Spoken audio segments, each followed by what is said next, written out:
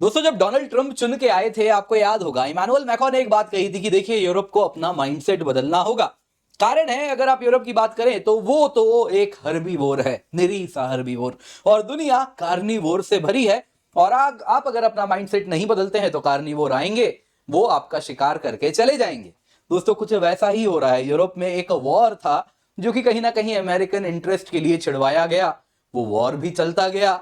Europe बड़ा ही reluctant partner था starting में, उसको जबरदस्ती उसके मानो जैसे उसके गले ये वॉर उतारा गया। और फिर जब वो अपने लोगों को कन्विंस किया कि ये वॉर लड़ना है, वो अमेरिका वहां पे सत्ता पलट चुका है और उसके साथ वो वॉर अब सडनली खत्म हो रहा है। और इसमें जो नेगोशिएशन होने वाला है, जो पीस टॉक्स हो रहे हैं, उसमें कमाल की बात जानते हैं, ना तो जेलेंस्की के लिए कोई जगह है, ना ही यूरोप के लिए कोई जगह है। दरअसल ट्रंप और पुतिन के बीच में सऊदी अरेबिया में मीटिंग होने वाली है और यूरोप तो इससे मानो जैसे बौखलाया हुआ है।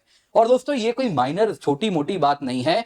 ये एक जो विजन दुनिया देख रही थी कि क्या नेटो खत्म होगा, क्या यूरोप को अपना ऑल्टरनेटिव सिक्योरिटी आर्किटेक्चर बनाना होगा, तो दुनिया अब उस तरफ भी जा रही है। क्योंकि कल यूएस ने बड़े ही क्लियर शब्दों में एक बात कही है, जिसमें उन्होंने कह दिया कि देखिए भाई, जहां तक बात है यूक्रेन के साथ वॉर की, वहां पे यदि आप अपने फोर्सेस को डिप्लॉय करते हैं, अपने यूरोपियन पार्टनर्स को कहा, तो ये उम्मीद मत कीजिएगा कि ये नेटो के आर्टिकल 5 को इन्वोक करेगा, जो कि म्यूचुअल सिक्योरिटी की बात होती है कि आपका वॉर मेरा वॉर। वो सब कुछ नहीं होने वाला, हमने ऑलरेडी वार्निंग दे दी है। आप वहां पे अपने फोर्सेस रशिया के लिए सामने लड़ने के लिए लगाना चाहते हैं तो एट योर ओन रिस्क बिल्कुल लगाएं, जाके रशियन फोर्सेस से लड़ें, क्योंकि हम तो करने वाले हैं फंडिंग कट, ना हम भेजने वाले हैं वेपन्स, ना वहां पर जाने वाले हैं अमेरिकन ट्रूप्स।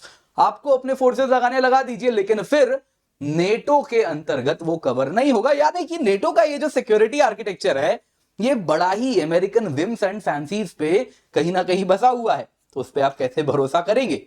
तो यहां पे यूरोप को एक ऑल्टरनेट सिक्योरिटी आर्किटेक्चर तो तलाशना पड़ेगा, क्योंकि कहानी तो बड़ी बुरी हो रही है। मानो जैसे यूरोप को यूज एंड थ्रो कर दिया गया है, कुछ वही हुआ है। आप देख सकते हैं ट्रंप और पुतिन के बीच में सऊदी अरेबिया में पीस टॉक्स होने वाले हैं, और वहीं अगर आप देखें तो यूरोपियन रोल के बिना कोई पीस टॉक्स नहीं हो सकता, ये यूरोप और जेलेंस्की ने कह दिया है।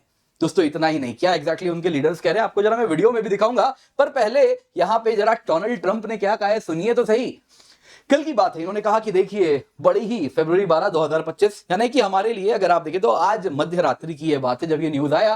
डोनाल्ड ट्रंप ने कहा कि बड़ी ही लेंदी प्रोडक्टिव फोन कॉल पे चर्चा हुई हमारी पुतिन के साथ, जिसमें हमने Ukraine, middle east, energy, artificial intelligence, dollar की शक्ति, जी हाँ दोस्तों, ब्रिक्स करेंसी वाले, जो बात हो रही थी वो डॉलर की शक्ति पे चर्चा हुई है। और फिर हमने वर्ल्ड वॉर 2 पे बातचीत की कि कैसे वर्ल्ड वॉर 2 में आपने भी अपने सोल्जर्स दिए, हमने भी दिए, दोनों के जान गए, और हमने फिर नाजीज को भगाया।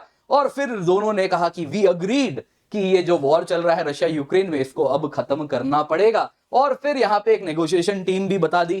ट्रंप ने कह दिया कि हमारी ओर से जो है उसमें, अगर आप नेगोशिएशन टीम की बात करें तो इसमें सेक्रेटरी ऑफ स्टेट होने वाले हैं मार्को रूबियो, डायरेक्टर सीआईए के होंगे, नेशनल सिक्योरिटी एडवाइजर होंगे, और ये सारे ऑफिशियल्स भी होंगे।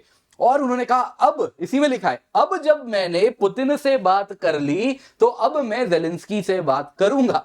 अपने आप में ये बड़ा ही कहीं ना कहीं बेइज्जतीपूर्ण है। जेलेंस्की से पूछा भी नहीं क्या पीस होना है, तुम्हें क्या चाहिए, क्या तुम्हारा एंड गोल है, कुछ नहीं, तुम्हें कोई अथॉरिटी नहीं है, तुम्हारे बिहाफ पे हम करेंगे। और एग्जैक्टली वही ट्रंप ने किया भी है। दोस्तों, यहां पे इंटरेस्टिंग क्वेश्चन क्या है जरा पढ़िए। ट्रंप से इंटरव्यू में पूछा गया कि क्या यूक्रेन को इक्वल सदस्य बनाना चाहिए इस पीस प्रोसेस में, ये जो पीस टॉक होने वाला है ट्रंप और पुतिन के बीच में, क्या इसमें यूक्रेन का कोई से होगा। तो जरा सुनिए ट्रंप क्या कह रहे हैं। Do you expect Ukraine? Say it, what? Do you view Ukraine as an equal member of the peace process? It's an interesting question. I think they have to make peace. Their people are being killed, and I think they have to make peace. We will continue. I said that was not a good war to go into, and I think they have to make peace. That's what I think. That was not a good war to go into. दुनिया भी तो यही कह रही थी, लेकिन America ने ही तो वॉर जबरदस्ती शो करवाया। हुआ क्या था आपको याद होगा, रशियन फोर्सेस कीव के बाहर खड़े थे, जेलेंस्की ने घुटने टेक दिए थे, वॉर खत्म होने वाला था, दौड़े दौड़े दौड़े दौड़े बोरिस जॉनसन गए थे, कहते कि पूरा अमेरिकन फंडिंग आने वाला है, यूरोपियन फंडिंग आने वाला है और वॉर लड़ो। यही हुआ था ना। तो वो तो कब का घुटने टेकने वाले थे, लेकिन आप लोगों ने ही आश्वासन दिया था, चढ़ा दिया बेचारे को, देखो आज लड़ रहा है। खैर उसने क्या, उसने तो काफी पैसे भी शायद कमा लिए इस प्रोसेस में। जरा यहाँ पे सुनिए यूरोप क्या कह रही है। यूरोप का क्या कहना है आपको सबटाइटल में दिखेगा, उनके सारे लीडर्स क्या कह रहे हैं, जरा ध्यान से सुनिए। जो कि ट्रम्प तो अब अकेले ही बढ़ के सारा पीस टॉक कर रहे हैं, तो वो बड़ा अकेले फील कर रहे हैं, जरा सुनिए उनका क्या कहना है। We have always underlined that it's about the territory and the sovereign integrity of Ukraine. And there can be no decision about Ukraine and without Ukraine. Poland will unwaveringly seek intensified military support for Ukraine and continued pressure through sanctions on the Russian Federation. Ukraine's security and stability are crucial for our continent, and I hope my partners share that view. You consider President Trump's phone call with Putin the beginning of peace negotiations? It clearly gives that impression that it was a successful phone call. We all want peace in Ukraine. It is crucial that when a peace deal is struck, that a peace deal is enduring. That Putin knows that this is the end, that he can never again try to capture a piece of Ukraine. So that has to be part of those negotiations. Let's not forget, Russia remains a threat well beyond Ukraine. So my message in these discussions will be that there can be no negotiation about Ukraine without Ukraine, and Ukraine's voice must be at the heart of any talks. दोस्तों Ukraine के बारे में European leaders का क्या कहना है? Clearly वो तो कह रहे हैं कि भाई विदाउट यूरोप, विदाउट यूक्रेन कोई पीस टॉक नहीं होने वाला। अब इसमें अपने आप में कितनी बड़ी हिपोक्रेसी है। कुछ समय पहले तक यही तो एग्जैक्टली रशिया के साथ यूक्रेन कर रहा था। दुनिया भर में ये लोग यूरोपियन लीडर्स बैठते थे, अमेरिका भी आता था, पीस टॉक करवाते थे और उसमें अलग अलग ये लोग मेमोरेंडम वगैरह निकाला करते थे, लेकिन उसमें तो रशिया होता ही नहीं था। ना पुतिन जाते थे, ना रशियन प्रेजेंस होता था, लेकिन वो स्वीकार था। जब वही चीज यूक्रेन के साथ हो रही है तो इनके यूरोपियन मास्टर्स को ये स्वीकार नहीं है। बड़ा इंटरेस्टिंग है। खैर दोस्तों, यहाँ पे जो भी है, फिलहाल तो लग रहा है ये जो जमीन है रशिया ने जो कैप्चर करके रखा है यूक्रेन की, ये तो पक्का जाने ही वाली है। यहाँ पे दोस्तों इतनी ही नहीं कहानी, अगर आप देखें तो इसमें अभी यहाँ पे एक वाइमार प्लस स्टेटमेंट भी आया है यूरोप की ओर से। वीमार ट्राइंगल क्या है दोस्तों? बेसिकली तीन सबसे बड़े फ्रांस, जर्मनी, पोलैंड, इनका ग्रुपिंग है। वीमार प्लस में बाकी यूरोपियन भी आ जाते हैं। तो उनका एक स्टेटमेंट आया जिसमें उन्होंने क्लियरली कहा कि अमेरिका सपोर्ट नहीं करेगा, कोई बात नहीं, हम सपोर्ट करेंगे। हम इंडिपेंडेंस, सोवरेनिटी, इंटीग्रिटी यूक्रेन के लिए रशिया के खिलाफ जो वॉर है, हम उसे सपोर्ट करेंगे। हम यूक्रेन को तब तक सपोर्ट करेंगे जब तक लास्टिंग पीस रीच नहीं होता, वैसा पीस जिसमें यूक्रेन के इंटरेस्ट का ध्यान रखा जाए। हम इंश्योर करेंगे कि हम आगे बढ़े और अमेरिकन अलाइज के साथ आगे बढ़े यहाँ पे। लेकिन अमेरिकन अलाइज तो साथ दे नहीं रहे, ठीक है, लेकिन हाँ, उनसे हम डिस्कस करेंगे कि कैसे मिलके ये कर सकें। बाकी हमारा ऑब्जेक्टिव बड़ा क्लियर है कि यूक्रेन एक पोजीशन ऑफ स्ट्रेंथ में आ जाए। यूक्रेन पोजीशन ऑफ स्ट्रेंथ में कैसे आएगा? लेकिन हाँ, चलिए मांग रहे हैं यूक्रेन एंड यूरोप किसी भी नेगोशिएशन का हिस्सा हर हालत में बने, यूक्रेन को एक स्ट्रॉन्ग सिक्योरिटी गारंटी दें। एक जस्ट लास्टिंग पीस यूक्रेन के लिए बहुत आवश्यक है और इसके साथ हम इंश्योर करेंगे कि सिक्योरिटी यूरोपियन कॉन्टिनेंट की हमारी कॉमन रिस्पॉन्सिबिलिटी है, इसलिए हम मिलकर काम करेंगे अपने कलेक्टिव डिफेंस कैपेबिलिटीज पर। क्या मतलब कलेक्टिव डिफेंस कैपेबिलिटीज? यानी नेटो, एंड ऑफ नेटो। कुछ लग रहा है आपको, है ना? फ्रांस पिनाका भी मांग रहा है एंड ऑफ नेटो। कुछ आभास आना शुरू हो रहा है दोस्तों। बड़ा ही इंटरेस्टिंग जियोपॉलिटिकल टाइम्स है जो ये चल रहा है। अभी चर्चा करने वाले हैं इस पे थोड़ा डिटेल में, पर उससे पहले आपका बस 30 सेकंड लूंगा दोस्तों। कारण है आज हमारा ऑफर खत्म हो रहा है, तो जल्दी से जाए, इसका फायदा उठाएं। फ्लैट 50% ऑफ है। Use the code KC10। Complete GS, complete CSAT, prelims test series, mains test series with evaluation इस अफोर्डेबल प्राइस पे मिल रहा है, तो जल्दी से जाएं, जाके फायदा उठाएं। 6 महीने तक की एक्सटेंशन मिल रही है, प्रिंटेड इकोनॉमी नोट्स भी मिल रहा है आपको मृणाल सर का ऑन टेकिंग आइकनिक सब्सक्रिप्शन, तो जल्दी से जाएं, इसका फायदा उठाएं। दोस्तों सबसे पहली बात है, सऊदी पीस मीटिंग हो रहा है। टेलीफोनिक कॉल हुआ पुतिन और ट्रंप के बीच में और उसके बाद ये न्यूज आया कि सऊदी अरेबिया में मीटिंग होने वाली है। क्यों सऊदी अरेबिया, चर्चा करेंगे, पर उससे पहले कुछ और जान लेते हैं। जरा यहाँ पे यूरोप की बात करते हैं दोस्तों। Europe is unable to cope. इतना सब कुछ इतना जल्दी चेंज हो रहा है कि करे तो करे क्या, हम तो तैयार ही नहीं थे। यूरोपियन कैपिटल्स दोस्तों स्टार्टिंग में तो शॉक्ड थे कि हमारे बिना पीस हो जाएगा।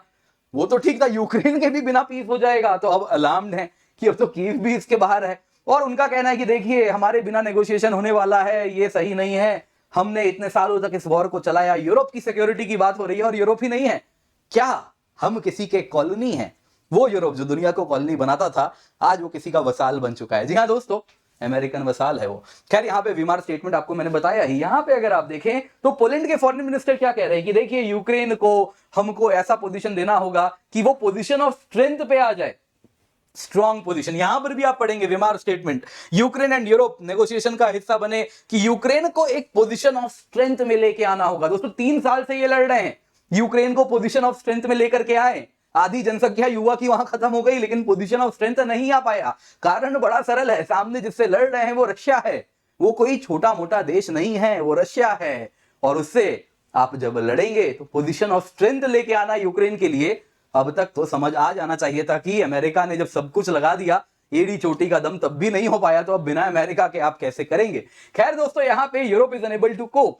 यहाँ पे दोस्तों यूरोप को तो ऐसा लग रहा है मानो जैसे उन्हें लूट लिया गया हो। कारण क्या है, जब वॉर स्टार्ट हुआ था तो जर्मनी वॉज वेरी रिलक्टेंट। वो सिर्फ हेलमेट दे रहा था स्टार्टिंग में, यूक्रेन को क्या चाहिए तो सबको हेलमेट भेज रहा था वो, कि जाओ अपने सर को बचा लेना जब गोली चलेगी। खैर दोस्तों, स्टार्टिंग में रिलक्टेंस के पीछे कारण था, वो रशियन गैस पे उसकी अर्थव्यवस्था निर्भर करती थी, और वो रशियन गैस आता था, सब्सिडाइज होता था, चीप होता था नॉर्ड स्ट्रीम की वजह से। तो उस वजह से रशियन गैस के बदौलत जर्मन मैन्युफैक्चरिंग प्रोविंस बनी हुई थी, सस्ते में जर्मन मैन्युफैक्चरिंग रिलेटिवली हो पाता था, रिलेटिवली। अब दोस्तों हुआ यूं, जैसे ही नॉर्ड स्ट्रीम को यूक्रेन ने डिस्ट्रॉय कर दिया, उसके बाद जर्मनी के लिए जो रशिया के ऊपर डिपेंडेंस था वो खत्म हो जाता है। तो इसलिए उनको एक वार्निंग दी जाती है कि तुम्हारा देखो सबसे क्रिटिकल रिसोर्स था तुम्हारी अर्थव्यवस्था के लिए, हमने उड़ा दिया। और देखिए यूक्रेन ने क्या ही उड़ाया, उसको अमेरिकन सपोर्ट था उड़ाने के पीछे। फिलहाल तो खैर एक वारंट निकला है यूक्रेनियन नेशनल के ऊपर जर्मन कोर्ट के द्वारा। खैर इसमें होता यूं है कि पूरे यूरोप में गैस शॉर्टेज होता है, एनर्जी इन्फ्लेशन होता है, मैन्युफैक्चरिंग कोलैप्स कर जाती है, और वो ये बात समझ रहे थे, इसीलिए वो चाहते थे कि यूक्रेन बातचीत करके, नेगोशिएशन करके वॉर में ना जाए किसी भी हाल में। लेकिन फिर अमेरिका से दबाव आता है, इनका वॉर एक्सटेंड होता है, यूरोप को भी अपने लोगों को कन्विंस करना पड़ता है अमेरिकन प्रेशर के बदौलत कारण कि देखिए ये जो वॉर है ये आपका भी वॉर है, ये हिटलर वाला मोमेंट है। हिटलर ने कैसे पोलैंड पे ही जाके वो नहीं रुका था, आगे पूरे यूरोप को उसने कैप्चर किया था, कुछ वैसा ही होने वाला है। पुतिन भी यूक्रेन पे नहीं रुकेगा, वो आगे बढ़ेगा, पूरा का पूरा यूरोप कैप्चर करेगा, तो हम वही गलती दोहराने वाले हैं। और जब ये गुट्टी पूरे यूरोप को पिला दी गई, यूरोप में अब सबको यही मानते हैं, अब अचानक से ट्रम्प कह रहे हैं ये वॉर यहीं पे रुक जाएगा, जो यूक्रेन की टेरिटरी गई वो गई, बाकी देख लेंगे। तो अब ये यूरोप करे तो करे क्या, वो सेम लेफ्ट लॉबी जो है, जो अब तक बाइडेन के साथ है ना, वो ग्लोबलिस्ट जो यूरोप भी चला रहे हैं वही बाइडेन को भी सपोर्ट कर रहे थे, अब वो क्या करें बिना अमेरिकन सपोर्ट के। अब दोस्तों यहाँ पे मैंने आपको बताया था सऊदी अरेबिया ही क्यों चुना गया है। देखिए दोस्तों, कारण बड़ा सरल है। पहला कारण क्या है कि देखिए एमबीएस और प्रेसिडेंट पुतिन के बीच में जो रिश्ते हैं वो बड़े मजबूत हैं। एमबीएस अगर आप देखें तो अभी रिसेंटली रशिया के सोवरेन वेल्थ फंड चीफ जो हैं किरिल दिमित्रीव, वो एमबीएस के साथ बड़ा अच्छा ट्यूनिंग रखते हैं। दोनों ने मिलके, अभी परसों की बात है, एक यूएस टीचर थे मार्क फोगल, उनको रशियन प्रिजन से छुड़वाया गया। तो इनको छुड़वाने का काम इन दोनों ने ही किया, एमबीएस और किरिल दिमित्रीव ने ही पूरा नेगोशिएशन किया।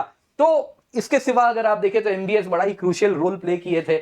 यूएस रशिया का जो largest ever prisoner swap cold war के बाद से हुआ था अगस्त 2024 में, तो इनकी ट्यूनिंग एमबीएस और पुतिन की बड़ी अच्छी है। और इतना ही नहीं, ट्रंप के भी एमबीएस के साथ रिश्ते बड़े अच्छे हैं, बिजनेस टाइज बहुत जबरदस्त है। सऊदी अरेबिया में काफी ज्यादा निवेश किया हुआ है, सऊदीज का भी बहुत ज्यादा निवेश है उनके प्रॉपर्टी वगैरह में। जैरेड कुशनर एमबीएस के साथ बड़े करीब है। और सोने पे सुहागा यह है, आईसीसी इंटरनेशनल क्रिमिनल कोर्ट का कोई जुरिस्डिक्शन भी नहीं है, तो वो भी कोई कारण नहीं बनता कि पुतिन वहां पे ना आए। तो ये भी एक मेजर कारण है। खैर दोस्तों, यहाँ पे सवाल पूछा गया क्या एक्सचेंज ऑफ टेरिटरी होगा यहाँ पे, क्योंकि कुछ टेरिटरी तो यूक्रेन ने भी कैप्चर किया, आपको तो मालूम ही होगा। यहाँ पे अगर आप थोड़ा सा जो ये टेरिटरी देख रहे हैं दोस्तों, तो रशियन टेरिटरी कुर्स्क में यूक्रेन ने भी रशिया का थोड़ा टेरिटरी कैप्चर किया है। तो जेलेंस्की ने यूक्रेन के बारे में कहा कि देखिए हमने भी कुर्स्क में थोड़ा टेरिटरी कैप्चर किया है, तो हाँ हम वो टेरिटरी रशिया को वापस दे देंगे, बदले में उम्मीद करते हैं रशिया भी हमें कुछ यूक्रेनियन टेरिटरी जो इतना सारा वो कैप्चर किया है उसमें से कुछ दे दे हमको। अब दोस्तों यहाँ पे रशिया का क्या कहना था, रशिया ने कहा भूल जाओ, ऐसा हो भी नहीं सकता। पेस्कोव ने कहा कि दिस इज इम्पॉसिबल। रशिया ने कभी भी ना तो डिस्कस किया है एक्सचेंज ऑफ टेरिटरी, ना कभी करेगा। बाकी हाँ, यूक्रेनियन यूनिट्स आज यहां पर हैं, अगर कुर्स्क में तो रहें, लेकिन इनको हम चुन चुन के मारेंगे, और उसके बाद अगर ये खुद से भागेंगे नहीं तो मारे जाएंगे। तो उनके ऊपर ऑप्शन है, वो क्या चुनना चाहते हैं। खैर यहाँ पे दोस्तों जेलेंस्की बड़ा बुरा फंसे हैं। यूरोप ने अगर आप देखें तो इन्होंने सोचा है कि जेलेंस्की को सपोर्ट करेंगे, लेकिन सवाल ये उठता है उनके पास है क्या वो सपोर्ट सिस्टम, क्या वो सच में दे पाएंगे।